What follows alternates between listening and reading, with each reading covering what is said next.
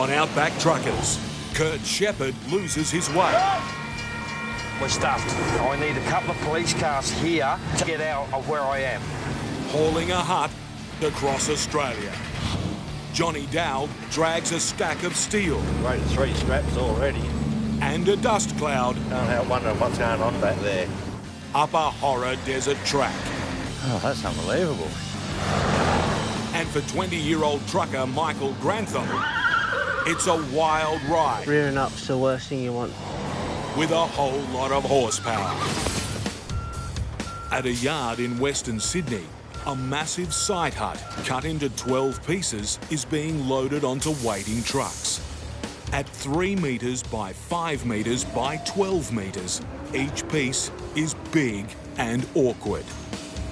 But for oversized specialist Kurt Shepherd, it's not the size that matters. Well, the roads from here to Western Australia are just atrocious in a lot of places. And being on an extendable, the flex is a lot more, so it means it actually bounces more, the whole rig. Just 3 weeks ago, Kurt went out on his own, buying his truck and trailer. Now, he's looking to build a name as a solid operator. It's really hard to get a good reputation. You get a bad reputation overnight. And yeah, if you're a shoddy operator, it will come out, you know. In his life before trucking, Kurt traded on a different sort of rep. I used to do things that weren't good. Being a debt collector, security at strippers and at brothels. Yeah, I know, I was a bad boy, rough as guts. But with his daughter growing up fast, he decided to keep on the straight and narrow. I promised her I would try and behave myself and become a respectable citizen. So I pulled my head right in, knuckled down, and I started doing oversized.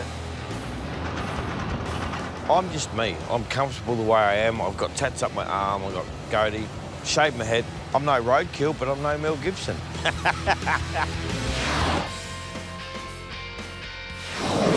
From Sydney, Kurt will take one section of hut across the entire continent to Perth, over 4,000 kilometres away. But first, it needs to get off the ground.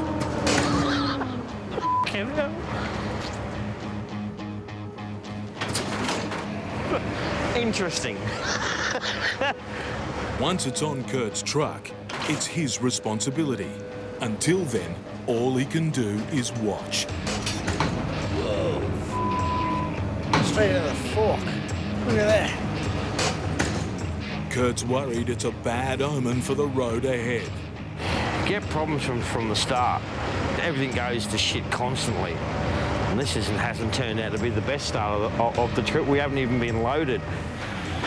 He needs to get on the road fast. There are tight curfew laws for oversized trucks. I was notified and told, get here Friday morning, we'll load you. Because Sydney has a curfew. 4 o'clock, no oversized loads allowed to run. Can't move at night. With the building still where it started, it's going to be tight. Yeah, it's going to be a dash to get out as quick as we can. And I just don't want it falling apart on me. More exercise. From his base in Karratha, another owner-driver, Johnny Dowell, is going to great pains to hook up his road train right. Make sure the handle doesn't snap back shut. 53-year-old Johnny has driven big rigs for 30 years in the remote northwest. It's cruel country to be a trucker. You wouldn't want to get stuck out there. I normally prepare myself with plenty of tucker and plenty of water, and if that doesn't work, you just get under a tree and squat down and howl. On this job, Johnny's hauling house frames. I think one's a 5-bedroom, one's a 3-bedroom, bit of structural steel. Stacks of uneven steel makes for difficult freight.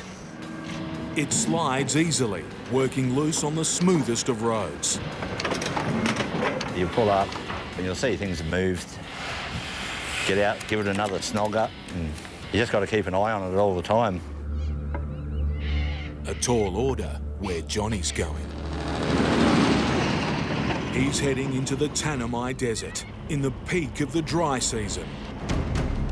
It's Australia's most northern desert, The Tanami spans 184,000 square kilometres of starving wilderness. Slicing through it is one of the most unique, It's got a little bit of everything. dangerous Bit stony, lots of corrugations. and unpredictable stretches of dirt.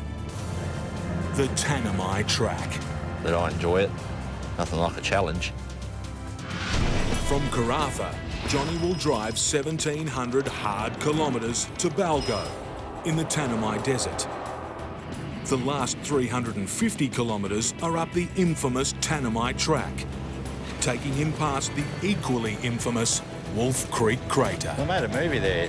There was a nasty bastard out there called Mick Taylor. I'll see if he's still there. Mick Taylor!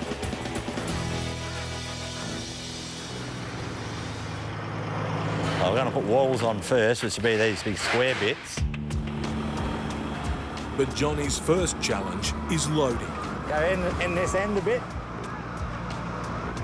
9 tonnes of uneven steel is an awkward jigsaw puzzle. What we try and do is get all the flat steel on the floor of the trailer, try and make a platform so all the heavy stuff's on the bottom. That end's got to go in a bit. The hardest fit are the A-frames. You can't really sit them on anything because they'll end up rubbing a hole through something else. Side shift. He thinks he's got it. That'll do. Now to try and hold it in place. Probably here tying shit on for a while anyway. It's a big job, calling for 300 metres of straps. Just tie everything on with rope once. Yeah, these are one of the best inventions ever. They look like they're glued on really good, don't they? But they'll try to escape. That's it. With the job done, there's only one place Johnny's going now. Wake me up when we get there. For tomorrow's road, he'll need all the rest he can get. You want to grab those buckets out of that thing? 20-year-old Michael Grantham is preparing for one of the most important runs of his short trucking career. Loading all the feed up and get ready for our trip tomorrow. A long haul through the Western Australian outback with 6 tonnes of valuable and volatile freight. If a horse is going stupid out the back, you would look at me and go, what the hell was that? Powerful, unpredictable. Racehorses are bred and fed for explosive energy. Not for standing in a truck for days on end. Oh, crazy one. As the son of the owner of Grantham's Horse Transport, Michael Grantham's been around horses all his life. But he's only driven the big rigs for 1 year. It is a big weight on your shoulders with the money that's travelling behind you. Horses that are worth $1 million, you know, plus. And you got to remember that. Beautiful. Thank you. Now he's been given the job of moving a dozen horses over 1,000 kilometres. For the 20-year-old, it's the first time he's driven so many horses so far by himself. My mission is to get them there as good as they got on. They're very valuable and that could go down the drain very quickly. From Broome, Michael will drive south to Carnarvon, picking up and delivering horses along the way. It's a 1,500 kilometre test of endurance over hot and hostile country. If that wasn't enough to worry about, on this trip, Michael has racing royalty on board. The champion gelding Desert Glow. Winnings to date, $172,000. 1 week ago, he won the Broome Cup, bagging another 64 grand. Now his trainer, Rob Gilberti, or Gully, is preparing for his next win at the Carnarvon Cup. We ran third last year and we're a little bit unlucky, so I figured we need to go back because we had unfinished business. He's entrusting Michael with his in-form champion, as well as 6 other contenders. It is a bit nervous taking the big smoke down and Desert Glow. Obviously the horse pretty much of the season that, you know, come up and raced and won the cup. Up you come. The loading needs to go quickly. This is when the horses are most likely to get agitated. Making them comfortable is vital. It is a long time to be in an enclosed area, so yeah, you got to keep their fluids up and keep feeding them. The slightest stress or injury could spell disaster on the racetrack, costing tens of thousands in lost prize money. But with a 9-hour drive still to go and the weather heating up, Michael needs to get a move on.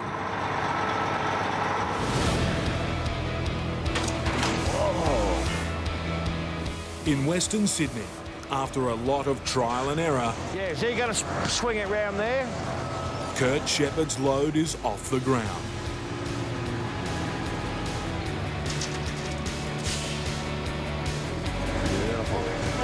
All that's left are the tarpaulins. These will protect the fragile interior from damaging weather. But as the tarps go on, Kurt doesn't like what he sees. That is going to be an issue. See, if this was up on the top deck, it'd be protected by the cab, but it'll all just billow out. Air will get in. As soon as we start, we'll see. Time to go. You want a drink? Riding shotgun, best mate Kane. Doing this job, You don't have many mates. so he's a companion. Come on. Go in. Kate, come here. Kate. Jesus. Good boy, you stay there. On the road, and Kurt's first task is to navigate Australia's biggest city. Whoa. Bit close on that bridge. Kurt's driven in Sydney only a handful of times. He's depending on his GPS to get him through. Take the slip road on left to Western Motorway. Oh, no. But she's having an off day. No, should have gone under there. This should put us another way. Turn right on Parramatta Road. Awesome. He's been directed onto Parramatta Road, one of Sydney's busiest streets. Drive 15 kilometres on Parramatta Road. Come on.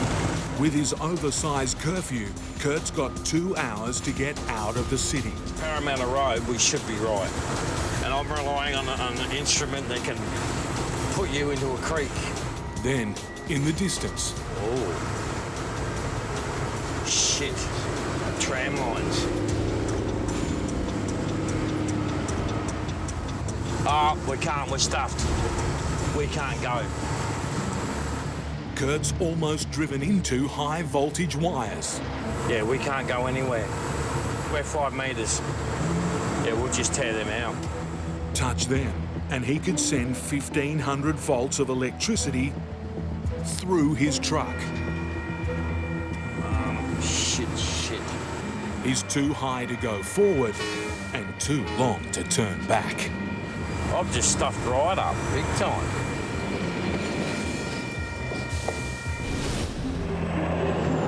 In Karratha, it's departure day for Johnny Dow and his double road train of housing steel. This part of Australia is a mining hub with some very big trucks on the road. The only way of knowing if one's around the corner is over the radio. Northbound 2 at 8 metres, mate.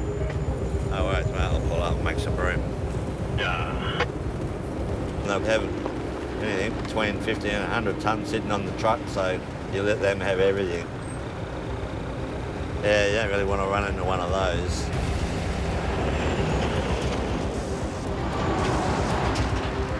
Back on the road, and Johnny gets another urgent message. Flapping around near the last of your tyres, I've got one strap coming loose by the sound of it. It's flapping around like that. If it's long enough and it gets in the wheel and the wheel grabs hold of it, it'll probably rip the strap off.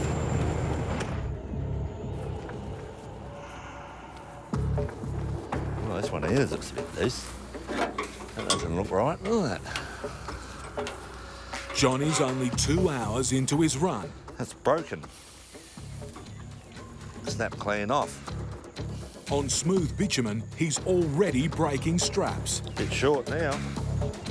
It's not looking good for the rough dirt ahead. Young trucker Michael Grantham has started his 1,500-kilometre haul from Broome to Carnarvon. Yeah, it's good to be on the road. Put it that way.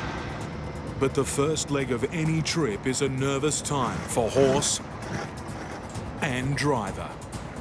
As the animals settle in, Michael's on alert for any banging or shaking.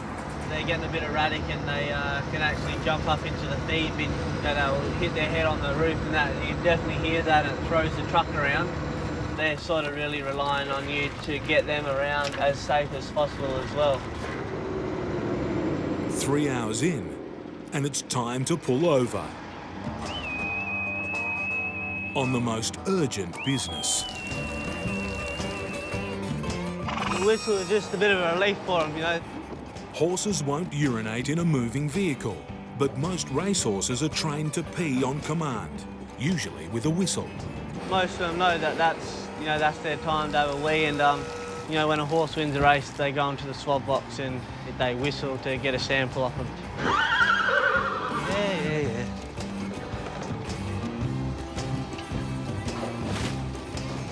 As a grazing animal, horses need to be fed constantly to stay relaxed. They're pretty hungry, which is good. It's always good that when they're always keen to get their food. Michael's got his eye on a twitchy rodeo pony. Like, she hasn't been on the float for a while and she hasn't got no rub mark or anything, so she's standing up well.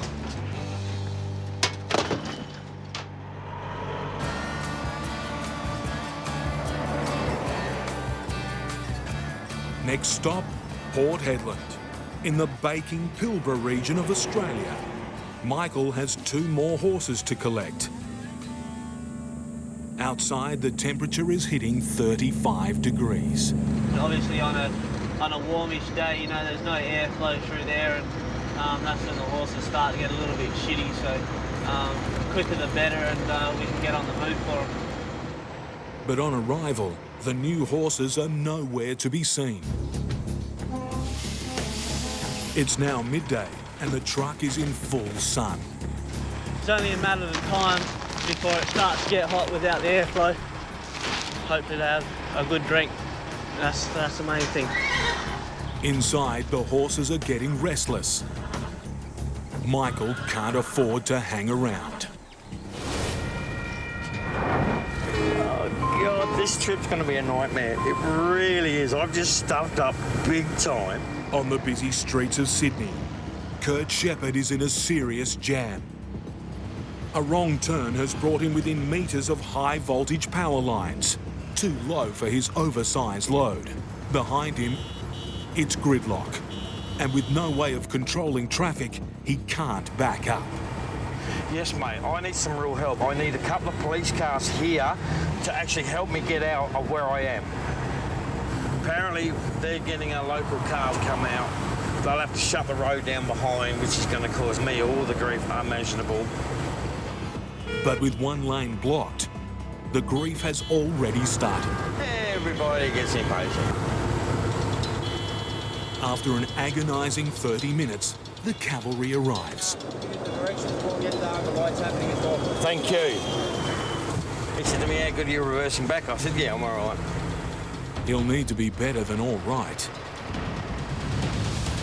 Kurt has to back up 300 metres. They're going to push them all over onto this lane and I'm going to reverse straight back. Yep, we're rolling. There's no margin for error. On one side, passing cars. On the other, street lights and signs. Closer to that pole. Whoops. Ah, that's better. Proceed to Great Western Highway. Shut up, stupid. Hundreds of annoyed drivers are watching his every move.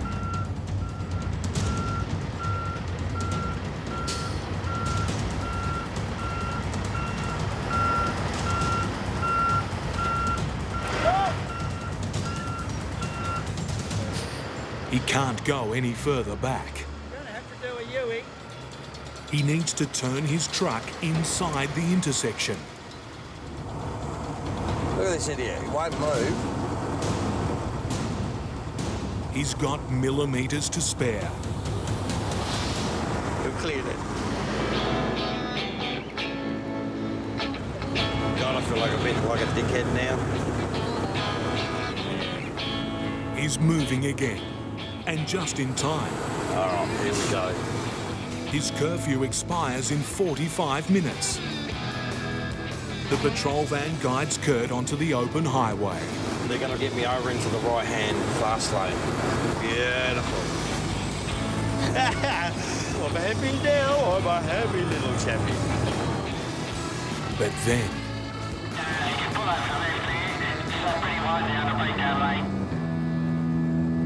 Oh, God. Unfortunately, we just got to wait for the vehicle inspectors, a response from them. I'm going to have to go soon because I'm going to be in the curfew. I've got to get out, mate. I've got to get past It's it. only just give us 5-10 minutes. it's not the news Kurt wanted to hear. Because I've stuffed up, the vehicle inspection mob might want to come out. He's got 30 minutes to get out of the oversized curfew zone, which is still 40 kilometres away. He needs the inspectors here now. In Port Hedland, Michael Grantham's new passengers have arrived. All right, thank you. See ya. Now he can get some air moving through the hot truck.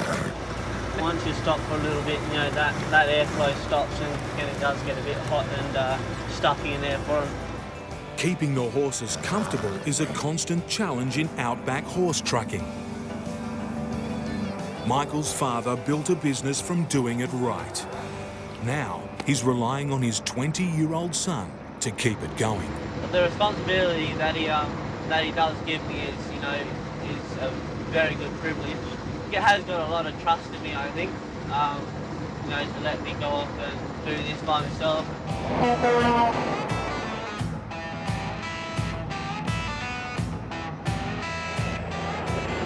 Another 200 kilometres and Michael arrives at his stopover for the night. It's good that we're here now and hopefully we get all these horses off and there's no other dramas whatsoever. So. Close behind is Desert Glow's trainer, anxious to check on his champion racehorse. It's important to get Desert Glow and the others off quickly. Once you start getting a few of them off, you've got to get them all off, because once something starts happening, they all hear each other and you know, start to get a little bit reckless. The last to come off is the timid rodeo pony. Sure. She hasn't done very many float travels, so you know, that's probably why she's walking on top of me a bit. With the pony safely stabled, the horses can now relax. They're all very bright, as you can see, so that's what we want. Okay, young fella. Gully seems pretty happy with all his horses, so that's a bonus. Got to keep the boss happy.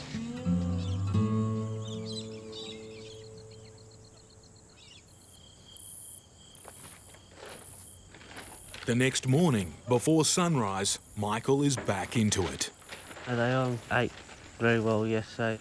Went around and had a look at all their night feeds and they're all licked out, so that's a very good sign that they're all travelled well and ready for today.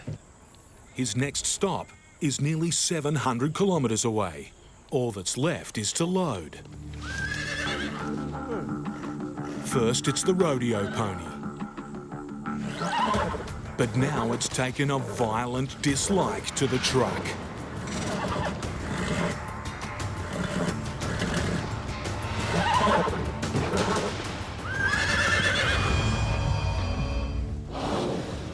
Johnny Dowell is only 2 hours into his long haul to deliver house frames to a remote community. But already things are coming undone. It's broken. Snap clean off. Straps are the only thing keeping the load on Johnny's truck.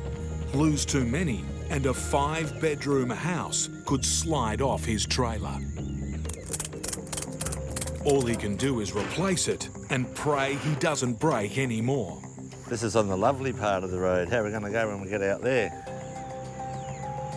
With time lost fixing his load, Johnny's deadline is entering his thoughts.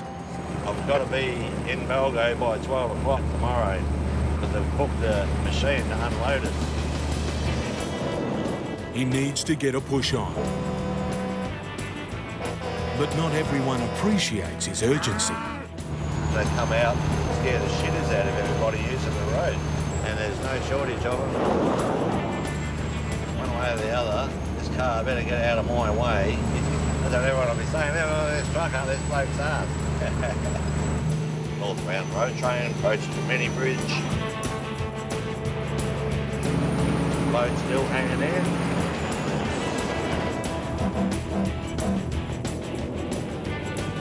After a lot of hard driving, he's made it to the start of the dirt. This is a Tanami. Let a bit of air out of the tyres. Have a look at everything to make sure it's on good. Take a deep breath and go for it. Johnny has now covered more than 80% of his drive, but the short stretch ahead has him the most worried. This 350 will take longer than that 850 probably. Letting down his tyres will soften the impact from the violent bumps ahead. It takes all the jar out of everything. One final check, and he's committed.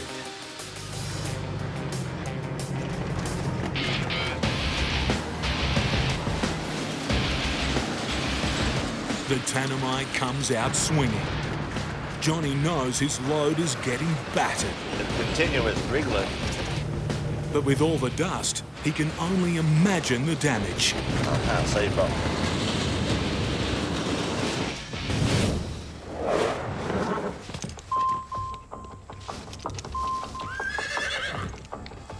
In Roban, Michael Grantham is losing a battle of tug-of-war. With an important customer watching on and the day ticking away, Michael needs to take control.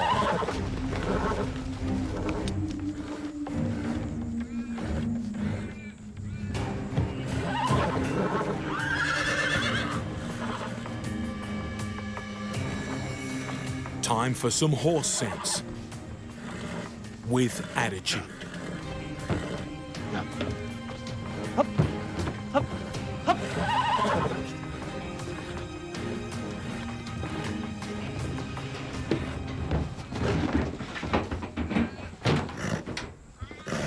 She's on. But it's not the start to the day he wanted. Rearing up's the worst thing you want, though. Obviously, she nearly fell over and, and it puts you in a crap mood because they're not doing what they're asked.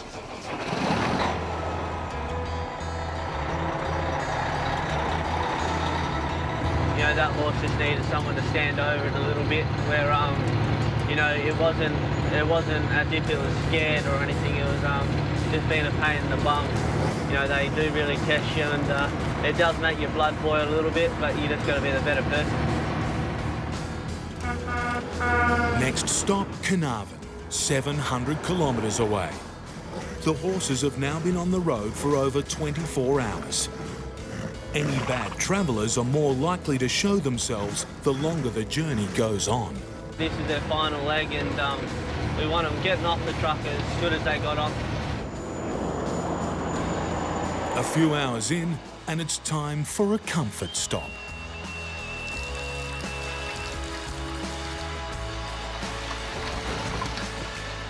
Just give them some water and hopefully they have a good drink.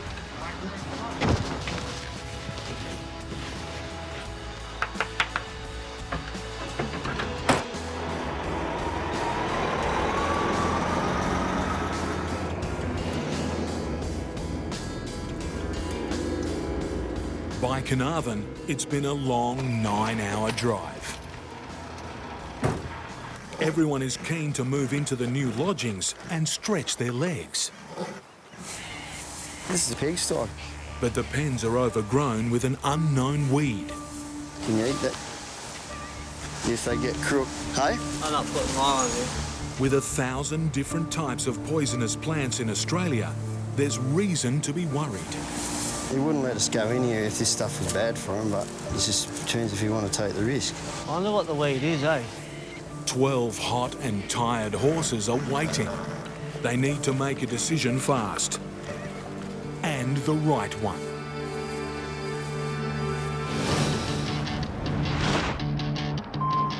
At the northern end of the Tanami track, Johnny Dowell has a serious visibility problem. His 42 wheels are whipping up a massive dust cloud. With no wind to blow it away, it's hiding half of his road train. Corrugations are hammering his load. He can't see if it's holding together. I'll get out and have a look. I reckon there'll be more movement in the camp line now. Yeah, see, this is starting to try and escape already.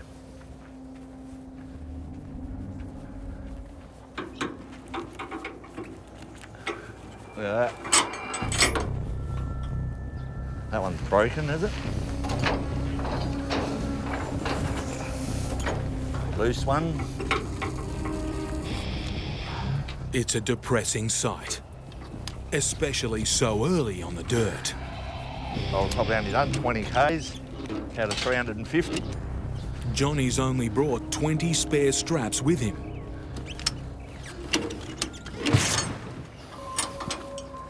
Two broken. At this rate, after 20 Ks, I don't know if I'm going to have 100. Further back, the news doesn't get any better. See that?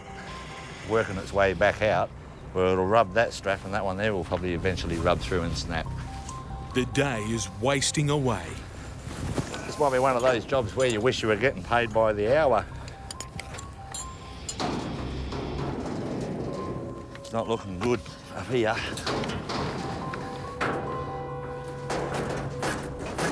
It's going to be a problem. With over 300 kilometres still to run, Johnny's delivery deadline of midday tomorrow is looking shaky. Kurt Shepherd's having a very bad day. After bringing a busy Sydney street to a standstill, he's now only 20 minutes away from missing his oversized curfew. I'm going to have to go soon because I'm going to be in the curfew. I've got to get out, mate. He needs to get out of the city or be grounded overnight. But he has to wait for vehicle inspectors who are running late. If I can go now, I'll get there. But now Kurt might have caught a break. No, it's fine, mate. No, you're right. We'll get you out. The inspectors can't make it. We're going to go back there and then take out lane one so you can get out. Beautiful, thank you. He's off the hook. If we can go now, we would make the cut-off point. Kurt's got 40 kilometres to cover in barely 20 minutes. Yeah, I'm not stopping, mate.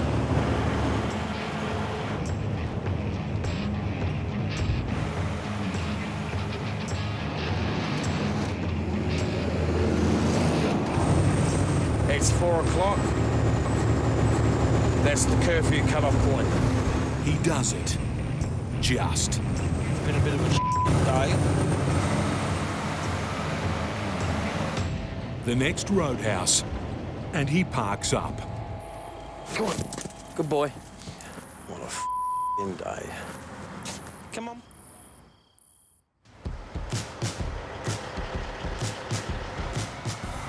A new day brings a brighter outlook for Kurt. Yeah, I had a good sleep, so I reckon it's going to be a good day. So now I'm hoping that, you know, we're just going to have a smooth run on the freeway and, yeah, no incidents. As the kilometres start mounting up, his mind turns to the biggest move he's made in trucking. Well, I've been out on my own for about 3 weeks now. Big gamble, but I've got a 10-year-old, Jessie. So if I can make a good go at this and make some good money from it and give my daughter and myself a future, of course you're going to take the gamble. Yeah, yeehaw, we're in South Australia. Another state, another headache. Gale force winds have sprung up. His tarps are turning into sails. No matter what, half an hour it's gone from calm to this. Yeah, that wind's picked right up. bunch of rope hanging down on the right-hand side. Yeah, something's come away. It's broken. Knew that was going to happen. Kurt's load needs some urgent attention. It's worse than he thought. It's torn throat through there. Kurt's tarps are starting to rip. This is what I didn't want to happen. This is a pigsty. Michael Grantham and the trainer Gully have made it to their final destination of Carnarvon. But the yards for their horses are choked with a suspicious weed, which could be poisonous. I wonder what the weed is, eh? It smells toxic. Yeah. He wouldn't let us go in here if this stuff was bad for him, but it just turns if you want to take the risk. So we want to ring him? You give him a call and ask. Find out what it is. Hey, mate, that weed that's in those front yards, is that all right? Yeah, OK. Oh, you can smell it when you tread on it. All right, mate. Yeah, sweet. He reckons they won't eat it.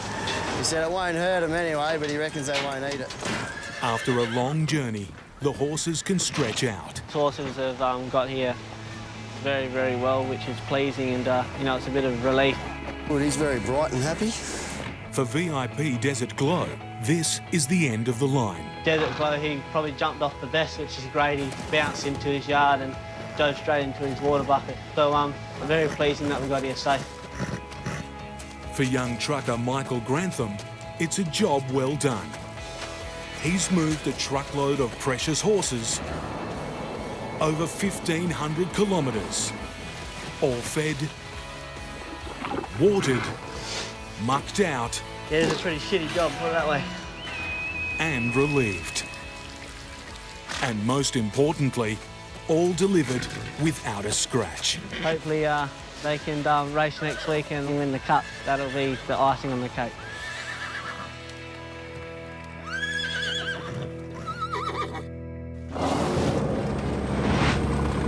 Rated 3 straps already. And we've got movement in the camp back there, so I'm expecting to go through a few straps on this one.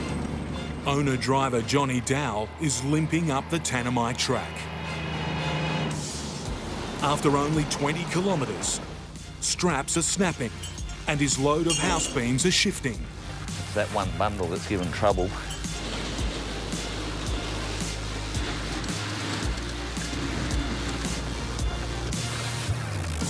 Can't help wondering what's going on back there. I reckon there'll be more movement in the camp by now. I've done another 20 Ks. Done 1/20th of the trip.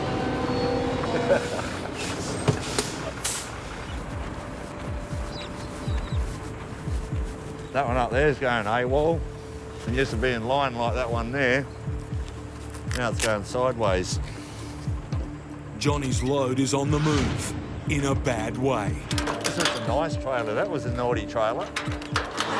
Constant jarring from the road is inching the frames out from underneath the straps. And on the part of the load that's holding, sharp steel edges are shearing through the straps. See that one there starting to get ready to chew into there? The shifting load is now starting to overhang the truck. Like I've got the oversized sign on, it's getting more and more oversized as I go. That's why I'm stopping every 20 Ks.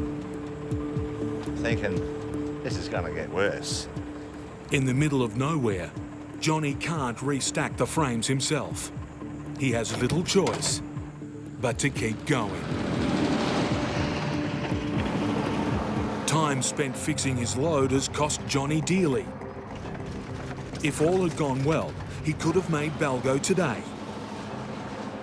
But now night is falling, and he's still got 200 kilometres to go. It just doesn't look like we're going to make it, so we're going to pull over wherever we can, because I don't want to be driving in the dark where I can't see down the side of the truck what's going on back there. So we'll find somewhere, get off the road and call it a night. As Johnny stops for the night, the bad news gets worse. Yeah, that thing shit itself and fell all the way back now. The load has shifted even further. Johnny has 6 hours tomorrow to try and nurse his load into Balgo. Because they're not going to stay where they are, that's for sure. But the way this load is moving, he'll be lucky if it gets in at all.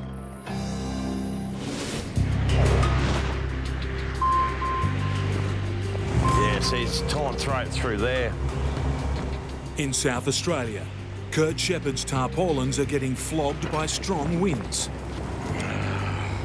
Violent flapping against the steel hut has worn a hole.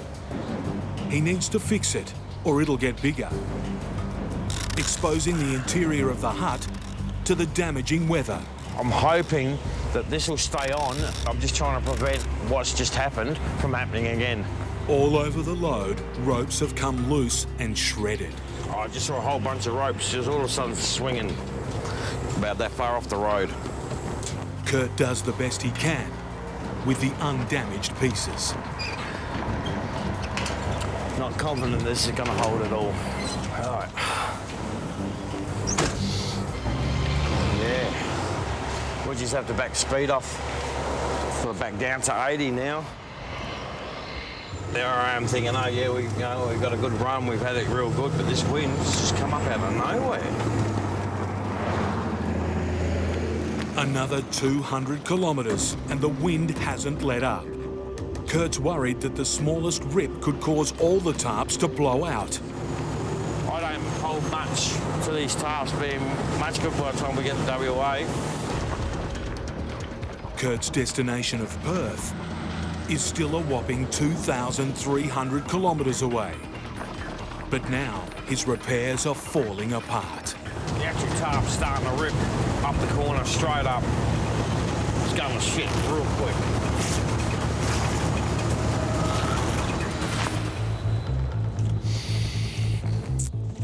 Four new rips on this side. One starting 5, 6. You know, this is just an absolute nightmare.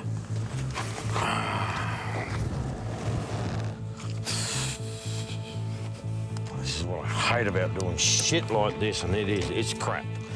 This is my reputation, on the line where I'm dealing with crap like this. What I don't understand is, get up there. Jesus.